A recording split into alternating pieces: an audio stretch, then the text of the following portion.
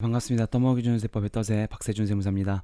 오늘부터 부가가치세 관련된 심화 강의를 올려드릴 거예요. 그러니까 이 강의는 이제 그냥 얕게 넓게 공부하시는 분들 말고 진짜로 이제 수험 예를 들어서 뭐 회계사든 세무사든 뭐 관세사든 아니면 세무 공무원이든 부가가치세를 이제 접하는 공부하려는 수험으로 공부하려는 분들을 위한 강의입니다. 이 강의를 듣고 각자의 시험에 맞게 그 강의를 들으시면 많은 도움이 되실 거예요. 자, 그래서 오늘부터 이제 부가가치세에 대해서 정말 깊게 들어갈 겁니다. 강의를 올려드리도록 할게요. 오늘은 정말 중요한 건데 부가가치세가 뭐며 그리고 부가가치세를 전체를 이해하는 데 있어서 제일 중요한 큰 틀이에요. 그래서 오늘 강의랑 다음 강의가 정말 중요합니다. 그래서 오늘 요 강의를 잘 들으시고 부가가치세 도대체 뭔지를 잘 파악하시기 바랍니다. 네, 시작할게요. 자, 부가가치세는요, 부가가치세 요 세 단어가 합쳐진 단어입니다. 자, 부가는요, added 더해진 거고, 가치는 value예요. 가치 우리가 알잖아요, 그쵸? 매일 우리가 상용에서 쓰는 그 가치, 그게 가치고, 세는 세금이란 뜻입니다. 그래서 VAT라고 해요. V, value, 좀 이게 어순이 다르죠. 영어라. value, added, 더해져 있는 가치에다가 세금을 매기는 것이 이제 부가가치세입니다. 자, 그러면 부가가치에다가 세금을 매기는데 10% 우리는 우리나라는 단일세율이에요. 단일세율. 단일세율이라는 거는 세율이 요거 하나 한 겁니다. 무조건 과세를 하면 무조건 10%로 한다 해서 이게 단일세율이에요. 세율이 하나밖에 없는 거예요. 자, 그러면 세는 이제 세금이 됐어요. 세금. 그러면 부가가치에다가 세금을 10% 매기는 것이 부가가치세구나라는 걸 알았고, 그럼 이제 우리가 부가가치에 대해서만 공부를 하면은 부가가치세는 끝이 나는 건데, 이게 쉽지가 않은 거죠. 그렇죠? 그래서 먼저 오늘은 도대체 이 부가가치란 개념이 어떤 건지에 대해서 좀 공부를 좀 할게요. 자, 이걸 보면요. 항상 저는 이제 부가가치를 강의하면 요 사례를 제가 설명을 드립니다. 그래서 먼저 일단 부가가치세에서 부가가치를 알기 위해서 지금 요 예를 지금 보는 거예요. 자, 먼저 빵이라는 걸 볼게요. 자, 빵이라는 거는 최종 제품입니다. 최종 제품. 이 최종 제품인데 이 최종 제품을 만들어지기까지의 그 과정이 가치들이 다 더해져 있겠죠. 이 과정에서 가치가 더해지고 더해지고 더해져서 마지막 이 빵이 만들어졌을 거예요. 그렇죠? 저는 이제 일단 전제는 과세로 합니다. 지금 무슨 말인지 모르겠죠. 과세, 뭐 면세, 영세율 이런 게 있어요. 그 이제 다음 시간에 공부를 할 거고 일단 전제는 과세예요. 제가 예로 든 게 밀가루가 면세가 있어서 요걸 먼저 전제를 깔고 갑니다. 자, 이 빵을 가지고 좀 볼게요. 자, 빵은요, 갑자기 만들어지는 게 아니죠. 농부가 밀을 이제 농사를 하고 그 농사를 진 밀을 가지고 밀가루를 만들죠. 공장에서 밀가루 공장에서 그렇죠? 그리고 밀가루 공장에서 만들어진 그 밀가루로 뭐 파리바게트나 또레주나 이런 빵 가게에서 빵을 만들죠. 그렇죠? 그래서 최종 제품 우리가 사 먹을 수가 있는 겁니다. 그렇죠? 자, 요 과정을 가지고 부가가치가 뭔지에 대해서 좀 공부를 할게요. 자, 농부는요, 밀을 가지고 농사를 지어서 300원이라는 거를 가치를 창출을 시켰어요. 뭐 씨앗의 개념이 있겠지만 씨앗의 개념 0원이라고 하겠습니다.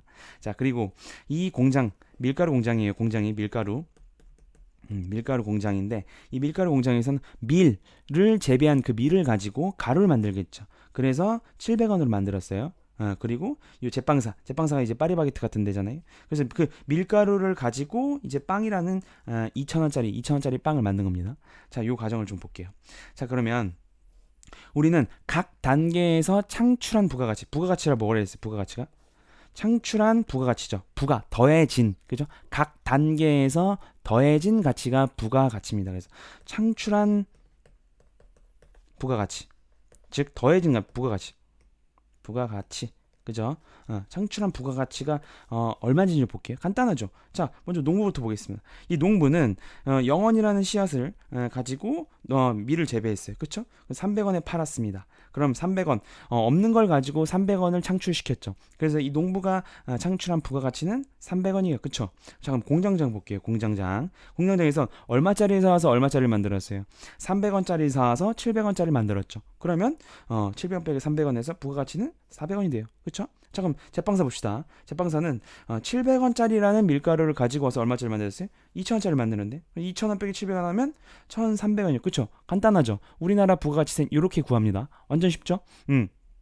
그래서 각각의 단계에서 이제 이렇게 빼면 되는 거예요. 전 단계를. 자, 근데 요 2,000원짜리를 먼저 볼게요. 자, 2,000원 요 빵을 만들어지기까지 전체 창출된 부가가치 2,000원인데 그게 어떻게 생긴 거예요? 먼저 농부가 300원을 만들었어요. 그쵸? 그리고 공장장에서 400원을 만들었습니다. 그리고 제빵사가 1,300원을 만들었어요. 그래서 요 세 개를 다 더하니까 얼마예요? 2,000원이죠. 그쵸? 그래서 마지막 최종 제품은 전체, 즉 전에 있었던 모든 단계에서 각각 주체들이 창출한 부가가치가 되는 거예요. 이해 가세요? 그쵸? 그럼 자 볼게요. 다시 요걸 이해가, 요게 정말 중요한 거기 때문에 요건 다시 한번 짚고 갈게요. 자, 먼저 공장장 볼게요. 공장장 얼마에 팔았어요? 700원에 팔았죠. 자, 근데 이 700원은 어떻게 가치가 누적이 된 거예요? 먼저 300원, 농부의 300원과 자기가 창출한 400원이 합쳐져서 이게 700원이 된 거죠. 그쵸? 2,000원짜리 보면 2,000원 전 단계 전체 창출한 부가가치를 더했더니 2,000원이 된 거예요. 그래서 요게 어떤 개념이 있냐면 각각 이제 다음 단계 주체한테 넘길 때 요게 누적 부가가치라고 합니다. 즉 뭐냐? 그 전까지 나까지 포함해서 그 전까지 모든 게 포함된 부가가치인 거예요. 이해 가셨어요? 자, 한 번 더 2,000원을 볼게요. 2,000원을 보면 이 제빵사가 2,000원을 다 만든 게 아니죠. 누가 만들었어요? 그쵸? 농부가 300원, 공장장이 400원, 그 제빵사 1,300원 합쳐서 전체가 2,000원이 된 거예요. 그게 누적, 이제까지 전체 누적 쌓인 거죠. 쌓인 부가가치입니다. 이해 가셨어요? 그쵸? 여기 뭐 이렇게 깊게 뭘 이렇게 힘줘서 설명하느냐? 요건 이제 나중에 공급 의제 가서 정말 제가 심화로 설명드릴 게 있습니다. 그러니까 이 누적이란 개념을 잘 이해하셔야 돼요. 됐어요? 자, 그래서 누적이 정말 중요한 겁니다. 그래서 300원, 400원, 1,300원 요게 전체가 합쳐져서 이제 각각 창출된 부가가치가 되는 건데 이 300원이든 400원, 1,300원 제가 지금 어떻게 구했어요? 그렇죠? 내가 전체 공급한 거에서 뭐 두 번째 걸 보면 전 단계를 뺐죠. 마찬가지로 제빵사 보면 2,000원에 다 팔았는데 전 단계 빼서 이렇게 구했어요. 그렇죠? 아주 쉽게 구했죠. 부가가치를. 그죠? 근데 원래 이렇게 가산법으로 구해야 됩니다. 즉 토지를 쓰고 노동을 쓰고 자본을 쓰고 경영을 해서 임차료, 임금, 이자, 이윤 이만큼이 발생이 돼요. 그렇죠? 어떤 사업을 하든 간에 그죠? 요 네 개를 더한 게 사실은 부가가치예요. 창출된 가치입니다. 그쵸? 그래서 이거 보면은, 요게 가치가 더해진 거를 요렇게 네 개를 더해서 사실 구하는 게 원칙이에요. 토지를 쓰든 노동을 쓰든 자본을 쓰든 경영을 써서 그죠? 다 이렇게 쓰잖아요. 요걸 이제 가산법이라고 해요. 하나하나 다 더하는 것을 가산법, 즉 직접법입니다. 하나하나 다 계산을 하는 거예요. 그죠? 그런데 원래 이 300원도 이 농부가 전체 요 4개 쓸 거 아니에요. 그죠? 300원이 되는 거고 공장도 마찬가지입니다. 공장장도 이 4개를 다 써가지고 400원이 된 거예요. 그리고 마찬가지 제빵사도 요 4가지 임차료, 임금, 이자, 이윤 다 더해서 1,300원이 된 거예요. 그죠? 근데 우리는 어떻게 구했어요? 간단하게 아까처럼 구했죠. 요거 위에 거를 직접법, 더한다 해서 직접법이고 밑에 건 뺀 거죠. 전체 누적 부가, 즉 이 제빵사를 보면요. 전체 내가 넘긴 건 2,000원이에요. 그죠? 전체 부가가치는 그죠? 누적된. 하지만 전 단계 이걸 뺐어요. 그죠? 2,000원에서 700원을 뺐죠. 그죠? 요것만 더 다시 한번 볼게요. 그죠? 요렇게 간단하게 구하는 게 간접법이 밑에. 그죠? 훨씬 쉽겠죠. 그리고 이게 정확하겠죠. 그죠? 왜? 내가 토탈 창출한 이제까지 전체 누적 부가가치 중에서 전 단계, 나의 전 단계 누적 부가가치를 빼면 내가 창출한 부가가치가 되는 거예요. 들리세요 이거? 중요한 말입니다. 그래서 우리는 이렇게 간접법으로 부가가치를 구한다까지 알게 됐어요. 그렇죠? 자, 그러면 우린 직접법은 안 써요. 직접법을 쓸 수가 없습니다. 만약 직접법을 쓰면 과세관청이 막 나와서 그걸 어떻게 하나 다 알 거예요. 그렇죠? 알 수가 없어요. 그러니까 무조건 우리는 우리나라뿐만 아니라 전 세계가 이렇게 간접법으로 부가가치를 구하게 됩니다. 자, 그러면 이제 이 직접법 쓰지 않고 간접법을 쓴다는 건 알았어요. 그렇죠? 자, 그럼 이 간접법을 쓰는 방법에는 두 가지가 있습니다. 첫 번째로 이 지금 바로 보이는 전 단계 거래공제법이 있고요. 두 번째 바로 지금 뒤에서 배울 전 단계 세액공제법이 있어요. 자, 그럼 두 가지를 알고 우리나라에서 무엇을 하는지를 알아볼 겁니다. 첫 번째로 전 단계 거래공제법이에요. 전 단계 세액공제법은 지금 바로 뒤에서 다른 겁니다. 전 단계 세액공제법. 자, 세액이랑 거래랑 다르죠. 먼저 전 단계 거래공제법부터 볼게요. 전 단계 거래공제법은 이렇게 일단 두 가지 공통점은, 자, 두 가지 공통점. 우리가 지금 일단은 간접법으로 구한다고 했어요. 부가가치를, 그쵸? 간접법으로 구하는데, 간접법으로 구하는 방법의 첫 번째가 전 단계 거래공제법이고, 두 번째가 전 단계 세액공제법입니다. 그럼 이 두 가지를 볼게요. 간접법이 둘 다. 어떻게 하느냐? 일단 매출액에서 매입액을 빼요. 내가 지금 창출한 매출액, 요거 이제 공급가액이라고 합니다. 이제 부가가치 용어로 하나 배웠어요. 공급가액이라. 요거 이제 매입액이죠. 그래서 요거 하나하나가 요거 지금 있죠. 각각 단계에서 공급한 거예요. 다음 단계 사람한테. 맞아요? 다음 단계 사람한테 공급하는 값을 매출액이라고도 하고, 공급가액이라고, 부가가치 있어서 공급가액이라고 해요. 매출액은 회계 용어죠, 사실은. 그래서 공급가액에서 내가 이제 그 전 단계까지 매입한 게 있을 거예요. 그쵸? 매입을 해서 공급을 할 거 아닙니까? 그쵸? 그래서 그 금액을 전체 빼요. 일단 매출액에서 매입액을 뺍니다. 그쵸? 그럼 이게 뭐예요? 부가가치죠. 창출한 자기가. 그쵸? 거기에 10%를 곱하는 거예요. 그죠? 10% 무조건 우리나라 세율은, 부가가치세는 10% 단위 세율이라고 했어요. 그쵸? 요렇게 구하는 게 전 단계 거래공제법이에요. 즉 매출액에서 매입액, 즉 요 뺀 순액에다가 10%를 곱하는 거예요. 각각 곱하는 게 아니고 10%를 곱하고 10%를 곱하는 게 아니고, 요렇게 하는 게 아니고 이 순액에다가 10%를 곱하는 게 전 단계 거래공제법이에요. 자, 그러면 전 단계 거래공제법이 뭔지는 봤어요. 근데 이 문제가 있습니다. 보면 이 첫 번째 단계에서 300원에 대해서 10% 곱하면 30원이죠. 400원 순액에다 700에서 300을 뺀 이 400원에 10% 곱하고, 2000에 700원을 뺀 1300원 순액, 각각 순액이요 다 이게. 순액에다 10% 곱하는 거예요. 됐어요? 근데 요렇게 하면은 문제가 있어요. 첫 번째, 이 매출액에서 문제가 생깁니다. 첫 번째 문제가 뭐냐면, 자, 특정 제한을 이용해 공급에 대한 면세나 영세율을 적용할 수가 없어요. 이제 이거 우리가 이제 다음 시간에 공부할 건데, 이 공급가액에다가 아예 세금을 안 매기는 게 면세예요. 아예 안 매기는 게. 그리고 이 공급가액에다가 0%를 곱하는 게 영세율입니다. 뭔 소리야? 그죠?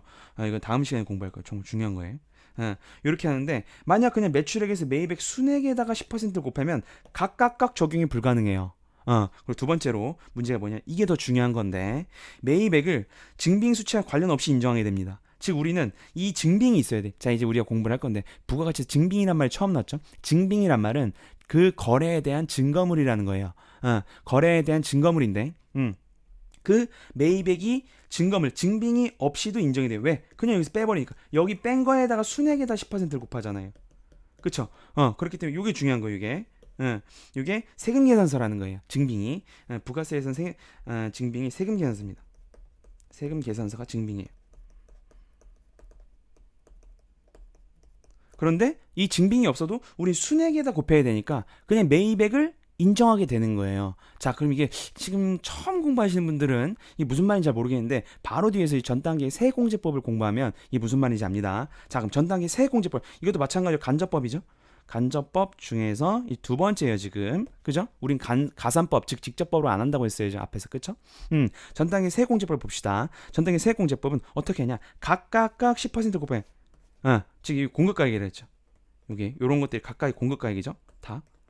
다 여기 공급가액, 그죠? 다음 단계 사람한테 넘겨야 되는 공급가액이에요. 공급가액에 10% 곱해요, 일단은. 그리고 그걸 매출 무슨액? 세액이라고 해요. 그리고 각각 내가 이제 또 매입한 게 있잖아요, 그쵸? 매입한 거 각각 거기다가 10%를 곱합니다. 그게 매입 세액이 들어있어, 그죠? 거기서 뺀 게 납부세액이 되는데, 요 매입 세액은요, 일단은 세금 등 수치분이 만 인정이 돼요. 무슨 말이냐? 거래에 대한 증거물이 있는 것만 세법에서 인정을 해줘요. 증거물이 없으면 너가 매입한 걸로 간주하지 않아, 이렇게 되는 거예요. 그렇죠? 무조건 증거물이 있어요. 그게 바로 영수증과 같은 세금 계산서입니다. 그게 세금 계산서 등이라고 해놨죠. 요거 이제 세금 계산서 파트 가서 정확하게 자세하게 공부할 거예요. 그래서 이 증거물이 있어야 돼. 증거물이. 세금 계산서 등과 같은 증빙이라고 해요. 증빙이 있어야지만 매입을 인정해줘요. 매입이 인정이 돼야 납부세액이 줄어듭니다. 매입세액이 빠지는 거잖아요. 그쵸? 그렇기 때문에 이렇게 30원, 40원, 130원. 아까는 순액에 됐어요. 300원 빼기 아까는 300원 빼기 0에서 거기다 곱하기 10%를 했죠. 하지만 지금은 300원에 10% 곱하고 0원에 10% 곱해서 30원을 맞는 거예요. 됐어요? 다르죠? 먼저 세율을 곱해놓고 거기서 빼는 겁니다. 세액공제는. 자, 이것도 마찬가지. 이걸 납부세액이라고 하는데 여기서 전당의 거래공제법에서 문제점 해결이 돼요. 첫 번째로 특정 제한의 용액 공급가액에 대한 면세나 영수율 적용을 가능합니다. 그죠? 각자 계산을 하잖아요. 매출세액 계산하고 매입세액 각각 따로 계산을 하죠. 그렇기 때문에 여기 각각 면세나 영수율을 적용을 할 수가 있어요. 이건 이제 다음 시간에 공부를 같이 해야 100% 이해가 됩니다. 두 번째로 매입액을 증빙, 즉 세금 계산서가 있어야 그것만 인정을 해줍니다. 세금 계산서 있는 거에만 10%를 곱해서 매입세액을 인정을 해줘요. 그래서 이 증빙이 있어요. 증빙 있는 것만 인정이 되는 거예요. 그래서 이 전단계 세액공제법을 채택하고 있는 거예요. 이게 정말 중요하죠. 자, 그래서 전단계 세액공제법을 우리나라는 채택을 하고 있다를 이제 공부하시면 됩니다. 그래서 여기서 아까 첫 번째 문제랑 두 번째 문제가 전단계 세액공제법을 적용함으로써 해결이 된 거예요. 자, 그러면 이제 어떻게 전단계 세액공제법이 거래가 흐름이 되는지 좀 볼게요. 첫 번째로 이 농부가 300원을 가치를 창출했어요. 이게 부가가치죠. 그죠? 부가가치 창출해서 이 세금 계산서라는 걸 발행을 해야 됩니다. 다음 단계 사람한테. 다음 단계 사람인 공장장한테 발행을 했어요. 받았죠. 이게 증거잖아요. 이 공장장이 300원을 주고 사온 게 이제 요 세금 계산서를 통해서 증빙이 되는, 여기 증빙이에요. 증빙. 거래 증거물. 여기 증빙. 그죠? 됐죠? 그 요 세금 계산서 통해서 받았으니까 요 300원 곱하기 10%인 이 매입세액이 인정이 되는 거예요. 됐어요? 자, 그럼 다음 두 번째 봅시다. 두 번째도 이 700원에 대해서 지금 제빵사한테 지금 넘겼잖아요. 공급가액. 그죠? 그럼 이 700원에 대해서 이 세금계산서를 발행을 이렇게 해야 돼요. 그럼 이 제빵사 또 받았죠? 요거 받은 거를 토대로 700원 곱하기 10%가 인정이 되는 겁니다. 만약 이 세금계산서가 없다면 요게 아예 인정이 세금계산서 없다. 그럼 이 700원 자체가 인정이 아예 안 돼요. 무섭죠, 세법이. 그래서 다 세금 증빙 다 받으려고 하는 거예요. 그죠? 그래서 이렇게 130원에 나온, 그래서 매출세액에서 매입세액을 뺀 것이 납부세액, 이렇게 계산하는 게 전단계 세액공제법. 그 중요한 게 뭐예요? 부가가치세에서는 세금 계산서가 정말 중요한 겁니다. 그죠? 사업하신 분들은 아실 거예요. 세금 계산서가 모든 그 거래 기둥이에요, 기둥. 세금 계산서 없으면 이 부가가치세를 계산할 수가 없죠. 그렇죠? 그래서 반드시 매출자는 세금 계산서를 발행을 해야 되고 매입자는 세금 계산서를 발행을 받아야 되는 거예요. 왜냐하면 우리나라는 세액공제법을 적용하고 있으니까. 그렇죠? 자, 그러면 여기서 전단계 세액공제법에 조금 더 들어가 보도록 할게요. 자, 공급자죠. 아까 이 두 번째 보면 이 밀가루 공장 그리고 받는 자는 제빵사 파리바게트 간 거, 파리바게트 가 있어요. 자, 그럼 밀가루를 받아야 돼. 그죠? 제빵사는. 그죠? 자, 봅시다. 세금 계산서를 이제 발행을 하는 게 원칙이죠. 그쵸? 이렇게. 근데 사실 보면 공급자는 세금 계산서 발행하기가 싫어. 왜냐면 세금 계산서 발행하면 첫 번째로 매출액이 잡힙니다. 세금 계산서 발행하기 왜 하겠어요? 과세관청에서 그 거래를 파악하게 하기 위해서 발행을 하게 하는 거예요. 세금회사 발행을 해야 증거가 발행이 되고 이 공급자는 매출이 잡히겠죠. 매출액이 잡히고 매출세액을 내야 돼요. 그런데 만약에 세금계산서를 발행을 안 한다, 그러면 매출액도 안 잡히고 매출세액도 낼 필요가 없어요. 그쵸? 그러니까 공급자 입장에서 세금계산서 발급하기 싫을 거야. 그쵸? 근데 반대로 매 입장에서는 반드시 세금계산서를 받고 싶어 할 거예요. 왜냐면 이 세금계산서를 받아야 매입액이 인정이 되고 매입세액을 차감할 수가 있어요. 자, 이제 여기서 부가가치세니까 조금 더 설명 안 드리려고 그랬는데, 이 매출액이랑 매입액은요, 요거는 개인이면 소득세, 법인이면 법인세에서 인정이 되는 거예요. 매출액은 이제 매출이 되는 것이고 매입액은 비용이 되는 거예요. 그래서 세금인사를 받아야지만 매출액과 매입액, 즉 비용이 잡힙니다. 그렇죠? 이 매출세액이랑 매입세액은 아까 앞에서 봤듯이 부가가치세 개념이고, 그쵸? 다 이렇게 맞물려 있는 거예요, 세법이. 부가가치세만 한다고 해서 법인세 소득세를 아예 모르는 것들, 법인세 소득세를 알려면 부가가치세를 또 알아야 돼요. 부가가치세, 그래서 정말 기둥입니다. 같은 각 세목의 가장 큰 기둥이에요, 부가가치세가. 어쨌든 그래서 이 매입자는 이 세금 계산서가 있어야 비용 처리가 인정이 되고 매입세액도 받을 수가 있어요. 그렇기 때문에 매입자는 반드시 이 증빙을 받고 싶어 할 거예요. 그쵸? 증빙. 그렇기 때문에 공급자는 반드시 매입자를 한테 세금에서 발행을 할 수밖에 없어요. 왜? 매입자가 계속 달라고 할 거 아니야. 그죠? 이게 바로 상호 견제일 거예요. 상호 견제. 서로가 서로를 견제하는 겁니다. 과세관청이 너 발행했어 안 했어? 이걸 볼 필요가 없죠. 왜? 매입자가 반드시 세금에서 받아야지만 매입액도 인정이 되고 매입세액도 공제가 되는 거예요. 그쵸? 이게 바로 상호 견제 효과입니다. 그래서 전 단계 세액공제법을 우리가 쓰고 있는 거예요. 그쵸? 그래서 전 단계 세액공제법까지 받고, 자 그러면 우리가 가산법, 직접법 말고 간접법, 전 단계 세액공제법을 로 우리가 부가가치세를 구한다는 거를 이제 공부를 했습니다. 자 그러면 이제 우리가 부가가치에 대해서 이제 구하는 방법은 공부를 했고, 도대체 부가가치가 뭐냐를 이제 좀 볼 필요가 있어요. 자 일단 300원, 700원, 2,000원 요건 이해되죠? 이제 요 이제 거래 가지고 현금 흐름을 좀 보겠습니다. 자 부가가치세 특징 중에서 제일 중요한 요거는 내국 소비세예요. 내국 소비세 뭐냐면 우리나라의 소비에 대해서 과세를 소비행위에 대해서 과세를 하는 겁니다. 내국 소비세 중에서 부가가치세가 제일 크죠. 어쨌든 소비에 대해서 과세를 하는 건데 도대체 지금 부가가치만 좀 우리는 알았어요. 그렇죠? 그러면 소비에 대해서 어떻게 과세를 하는지에 대해서 공부를 하겠습니다. 그러려면 현금 흐름을 봐야 돼요. 자 봅시다. 최종 소비자까지 이제 우리 여러분들 당장 빵 사 먹고 밥 사 먹잖아요. 커피 사 먹고 그죠? 그런 걸 지금 보는 거예요. 빵으로만 지금 보는 거지만 똑같은 개념입니다. 농부는 300원에 팔았어요. 그쵸? 위에 부가가치고 밑에는 이제 현금 흐름이에요. 잘 보세요. 자, 농부는 300원을 주고 공장장한테 팔았어요. 그럼 300원을 받아야겠죠. 그죠? 근데 부가가치세를 내야 돼요. 그쵸? 그럼 300원에 10%인 30원을 세무서에 내야 됩니다. 세무서라는 주체가 새로 등장했죠. 왜냐면 이제 부가가치세는 국세예요. 국세이기 때문에 세무서라는 주체가 갑자기 이제 나타났어요. 국세입니다. 자, 뒤에 가서 그건 다 정리를 한번 할게요. 어쨌든 자, 이 300원에 대해서 10%인 30원을 내야 돼요. 그렇죠? 그런데 이 부가가치세는 아까 말씀드렸듯이 소비에 대해서 세금을 매기는 거예요. 근데 이 지금 공장장은 소비를 한 거예요? 아니면 사업 부가가치를 창출하기 위해서 산 거예요?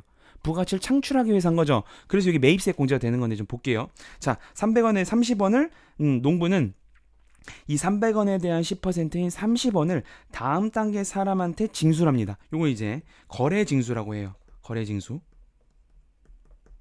거래징수라는데 요거는 무조건 농부 각 지금 주체에 있는 사업자는요 무조건 다음 단계 사람한테 토스해요. 부가세를. 이게 언제까지? 최종 소비자 갈 때까지 무조건 전가합니다. 부가가치세를. 지금 어떤 건지 좀 볼게요. 끝까지 한번 듣고 한번 이해해 보세요.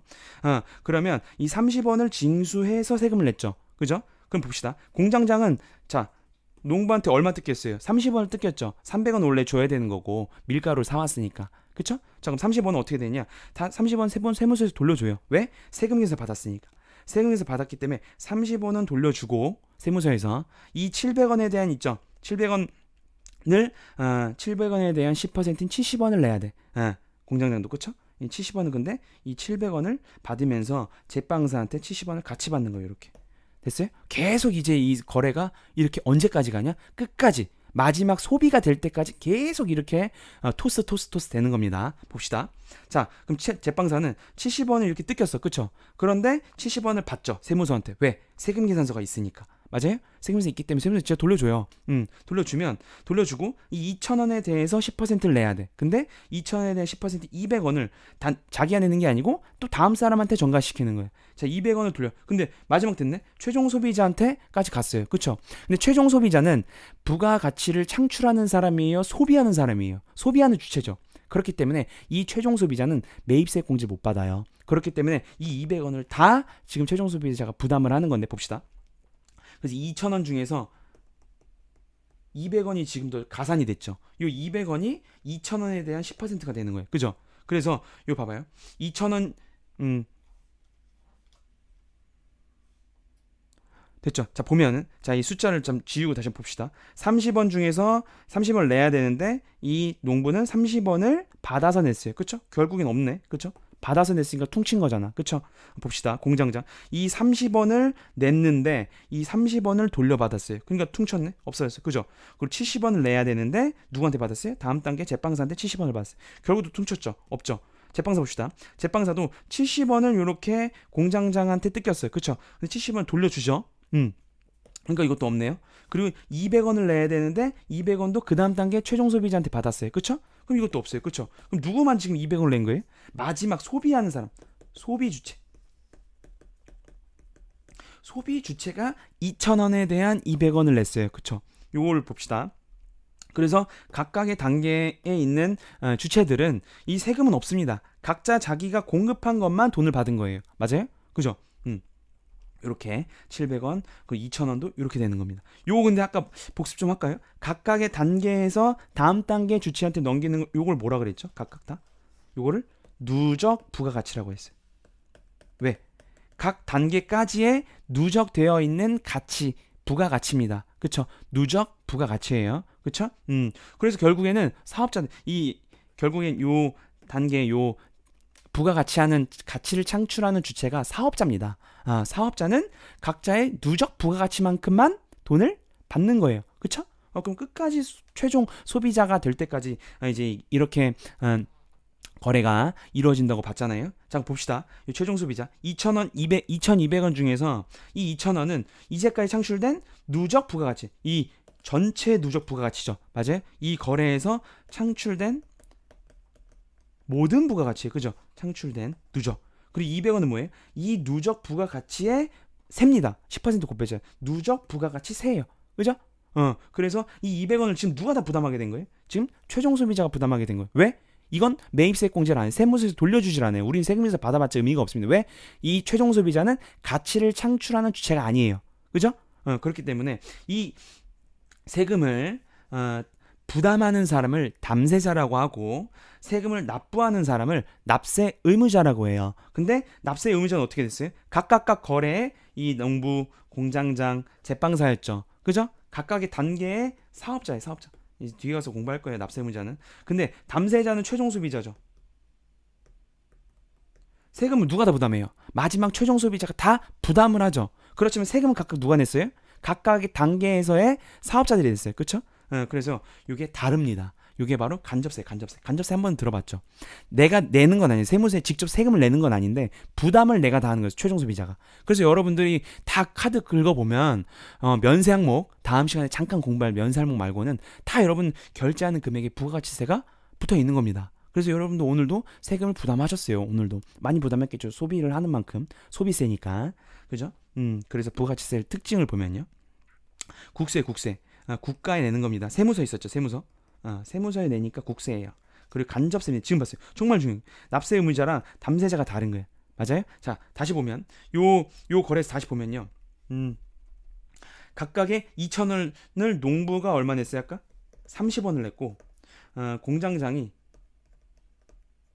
40원을 냈고 그리고 제빵사가 130원을 냈어요. 그쵸? 130원, 40원, 30원 더하면 이게 200원입니다. 200원은 각각이 됐죠. 하지만 부담은 누가 했어요? 최종 소비자가 200원을 다 부담했어요. 그렇죠? 이게 간접세예요. 그죠? 그래서 아까 말씀을 드렸고 간접세예요. 담세자랑 납세 의무자가 다른 거예요. 반대가 직접세겠죠. 직접세는 이제 소득세나 법인세를 직접세라고 합니다. 자, 그 전 단계에 우리는 세액공제법. 그래, 매출 어디서? 매입액에서 빼는 게 아니라 매출 세액에서 매입 세액을 빼는 거예요. 그죠? 매입 세액은 반드시 이 증빙이 있어요. 증거물이죠. 그리고 다단계입니다. 각각 단계마다 다 부과를 해요. 그렇죠? 각 단계에 있는 주체들은 내가 가치를 창출하는 사업자라면 다 부가세를 내야 됩니다. 그리고 물세죠. 물세는 무슨 말이냐면 납세 의무자의 인적 사항이랑 상관없이 무조건 그 소비 사실에 대해서 10%를 내는 거예요. 원래 소득세 같은 경우를 보면 소득세는 사람마다 공제되는 금액이 다 다릅니다. 같은 금액을 벌더라도 사람마다 내는 세금이 다 달라요. 같은 사람 한 명도 없어요. 단 한 명도. 그게 그 인적사항을 고려해서 소득세를 내게 하는 건데 이 부가세는 그런 거랑 상관이 없어요. 무조건 소비했어? 무조건 10%인 거예요. 그죠? 그리고 일반 소비세입니다. 면세 대상을 제외한 모든 제하야 또는 용역의 소비에 대해서 과세를 하는 거예요. 자, 면세는 다음 시간에 영세율이랑 같이 저랑 공부할 겁니다. 그리고 소비형 부가세, 즉 소비형 부가세는 자본재 구입액에 대해서도 매입세 공제를 해주는 거예요. 제가 앞에서 봤죠. 밀가루랑 또 뭐예요? 밀이랑 밀가루는 중간재라고 해요. 투입되는 거. 중간에 투입되는 걸 중간재라고. 자본재는 그 밀가루든 뭐든 만들기 위해서 투입되는 뭐 유형자산을 말합니다. 유형자산. 회계 좀 들어보신 분들은 아시죠? 유형자산은 뭐예요? 특정 기간, 즉 오랫동안 1회계기간이 아니고 여러 회계기간 동안 사용하게 하기 위해서 사는 거죠. 기계장치라든지 건물이라든지 차량 후방구라든지 그죠? 그런 것도 매입세 공제를 해준다는 거예요. 사업에 쓰면 그거를 자본재 구입액이라고 해요. 그것도 투자 촉진을 위해서 매입세 공제를 해줘요. 요거는 들리시는 분만 듣고, 그 다음에 마지막으로 소비지구 과세 원칙입니다. 생산지구 과세 원칙이 아니에요. 요건 아예 무슨 말인지 모르겠죠. 이건 다음 시간에 공부할 거예요. 국제거래에서 상품 등에 대해서 수입하는 나라에서 과세하는 소비지구 과세 원칙을 채택하고 있습니다. 요거랑 면세 있죠. 면세는 다음 시간에 공부할 거예요. 그래서 오늘은 이 지금 우리가 부가가치세가 뭐고, 부가가치를 어떻게 구하고, 부가가치에다 세금을 어떻게 매기는지까지 본 거예요. 그래서 부가가치가 뭐다? 간접세다. 그래서 담세자랑 납세 의무자가 다르다까지 오늘은 공부를 한 거예요. 다음 시간에는 영세율, 과세, 면세에 대해서 비교를 할 겁니다. 그리고 본격적으로 진도 나갈 거예요. 그래서 오늘 복습 잘 하시고 다음 시간에 뵙도록 할게요. 지금까지 떠먹여준 세법의 떠세 박세준 세무사였습니다. 감사합니다.